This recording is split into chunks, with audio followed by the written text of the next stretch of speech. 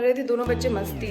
तो घर की हालत जो करके रखी है बहुत, उसको अच्छे से क्लीन करना है। उसके बाद आज भी 2-4 काम हैं, उसको निपटाते हैं। पिछले कुछ समय से जो त्यौहार हैं वो 2-2 पड़ते हैं। होली का भी बहुत कन्फ्यूजन है, 7 को है कि 8 को। उसी हिसाब से बच्चों की 2-3 दिन की छुट्टियां हैं, तो हिप्पी घर पर है तो सीधी सी बात है वो बहुत शैतानी करता है, मस्ती करता है। तो दोनों भाइयों ने मिलकर इतना घर गंदा कर दिया था। और आज मॉर्निंग की चाय बनाई थी हस्बैंड ने, तो प्लेटफॉर्म गंदा होना तो ज़रूरी था ही।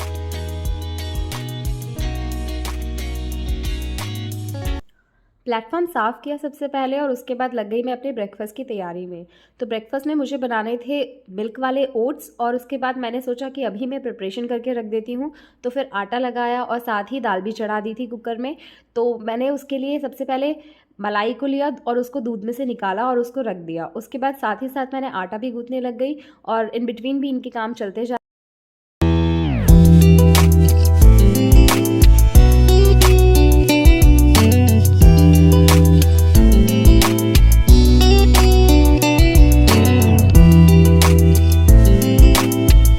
आजकल सब चीज़ों में मिलावट है और बच्चों की हेल्थ ही बनी रहे, उसके लिए मैं कोशिश करती हूँ कि मैं उन्हें घर पे ही बने जूसेस या फ्रूट्स खिलाऊँ।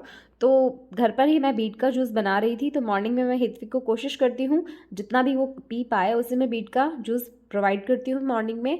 और उसके बाद ही वो थोड़ी देर बाद ब्रेकफास्ट करता है जितना भी वो खाता है। तो उसके बाद मैं एक बीट का तो जूस बना लेती हूँ और बाकी बचे हुए का मैं आटा लगा लेती हूँ, जिसको कि सब चपाती उसकी खा ले।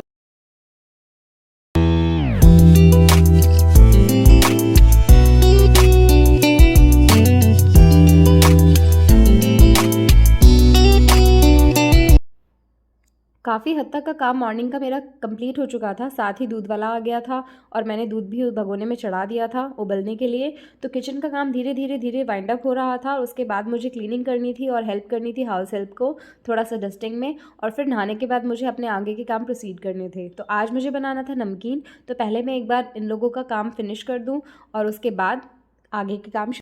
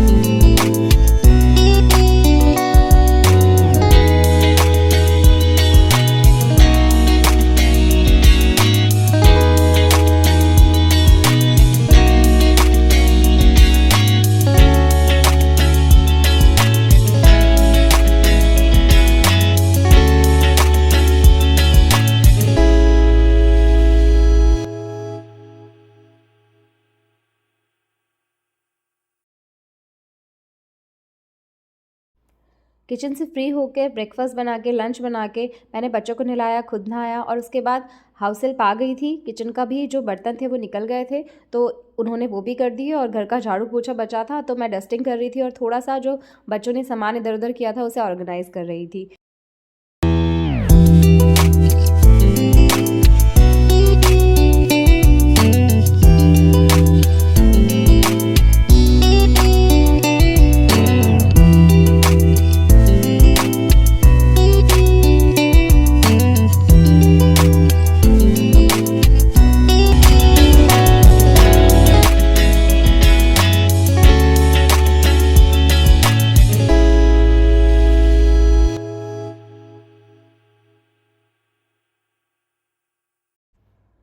तो अब आ रही थी टास्क ऑफ द डे की। तो सबसे पहले मैं किचन में गई और मैंने जो जो सामान मुझे चाहिए था वो सब मैंने निकाल लिया।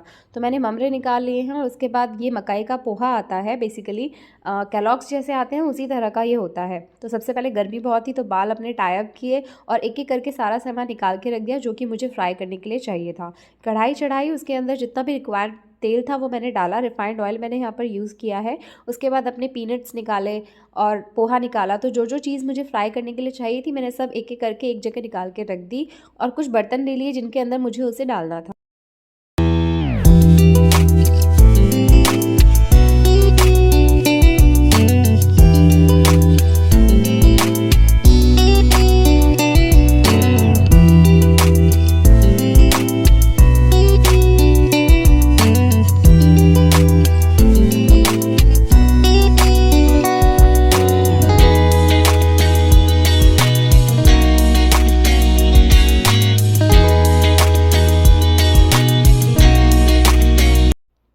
तेल को पहले थोड़ा सा गरम कर लेंगे और उसके बाद उसकी आंच को धीमा करने के बाद मैंने उसके अंदर सबसे पहले मूंगफलियों को फ्राई कर लिया। तो मूंगफलियों को ध्यान रखना है ज़्यादा जल ना जाए, क्योंकि जल जाएंगी तो इसका जो फ्लेवर है बहुत कड़वा हो जाएगा नमकीन के अंदर। तो इसको अच्छे से फ्राई करने के बाद धीरे से हम इसे निकाल लेंगे और निकालेंगे हम उसे जाली के जैसे बर्तन में, जिससे कि जो उसका एक्स्ट्रा ऑयल है वो बाहर निकल कर आए।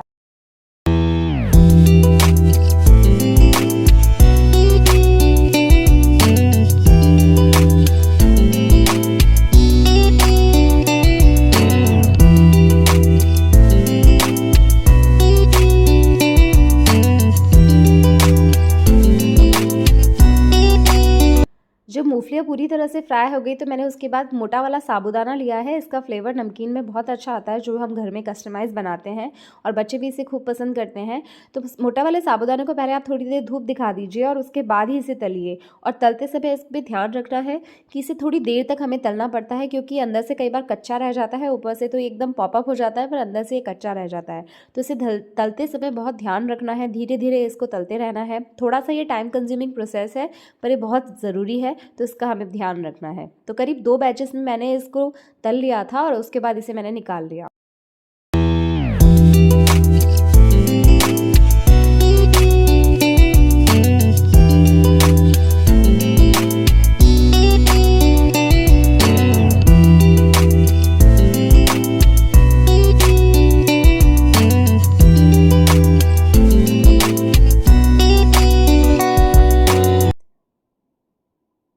साबूदाना तलने के बाद अब बारी थी जो मकई का पोहा है उसे तलने की। तो मकई का पोहा भी मैंने एक एक करके 2-3 बैचेस में तला और उसको भी अच्छे से मैंने निकाल के साइड में रख लिया।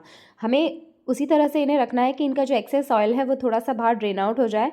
तो हमने एक जाली का यूज़ किया था और साथ ही बच्चे तो फिर से आ गए थे किचन में कि आप मम्मा क्या कर रही हैं, तो मैंने बीच में उन्हें थोड़ी सी फ्राइज तल के दे दी। काफ़ी प्रिपरेशन मैंने कर ली है। मैंने जितनी चीज़ें मुझे फ्राई करनी थी सबको फ्राई करके अलग अलग रख लिया है और एक बार फिर से कढ़ाई चढ़ानी पड़ी बिकॉज ड्राई फ्रूट्स फ्राई होने रह गए थे, जो कि हम लास्ट में करेंगे बिकॉज तेल जो होता है वो यूज़ हो के थोड़ा ख़राब सा हो जाता है। तो उसको चेंज करने के बाद नया ऑयल हमने चढ़ाया, उसके अंदर हम ड्राई फ्रूट्स को फ्राई करेंगे।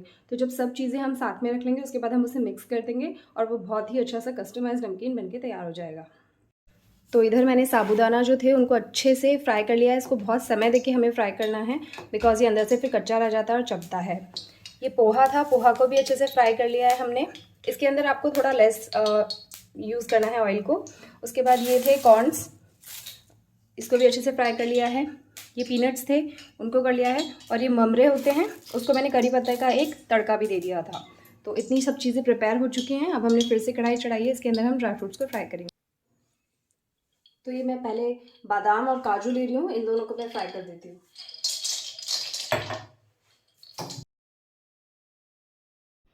तो 80% काम नमकीन का हो चुका था, सब कुछ फ्राई करके साइड में रख लिया था। अब बस तड़के की बारी थी। तो जिसके अंदर की ड्राई फ्रूट्स चाहिए थे तो एक कढ़ाई ली अलग से, उसके अंदर वापस से ऑयल लिया और धीरे धीरे करके पहले उसके अंदर बादाम और उसके बाद काजू को अच्छे से फ्राई कर लिया और फिर जो लास्ट में रिमेनिंग ऑयल रह गया उसके अंदर कड़ी पत्ता भून लिया। और अब हम कड़ी पत्ता लेंगे, उसको भी इसके अंदर फ्राई कर देंगे।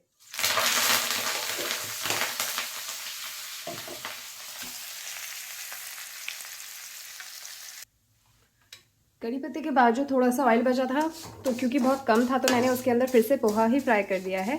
इसको भी हम अपने नमकीन में मिला देंगे। तो अब सारे प्रिपरेशन हो चुकी है। अब हमारी बारी है इन सबको मिक्स करने की। तो मिक्स करने के लिए मैंने थोड़ा सा ये डीप सा बड़ा सा कंटेनर है मेरे पास, उसमें लिया है। इसमें मुझे मिक्स करना इजी रहेगा, तो अब 1 बाय 1 हम इसको मिक्स करते रहते हैं। तो इन चीज़ों को हमें एक एक करके मिक्स करना है और साथ ही इसमें स्पाइसेस ऐड ऑन करते जाने हैं। तो ये हमने कड़ी पत्ते को अच्छे से फ्राई कर लिया था, ये कुरकुरा हो गया। इसमें ड्राई फ्रूट्स हैं, साथ ही किशमिश भी थोड़ी इसमें ऐड कर देंगे।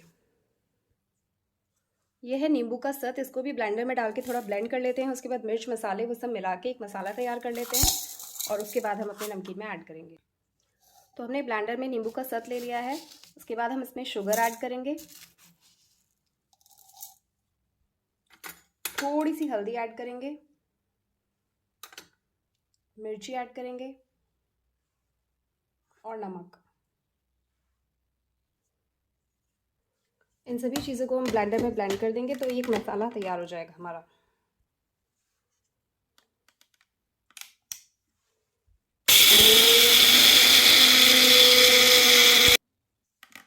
तो ये बढ़िया सा मसाला तैयार हो गया है।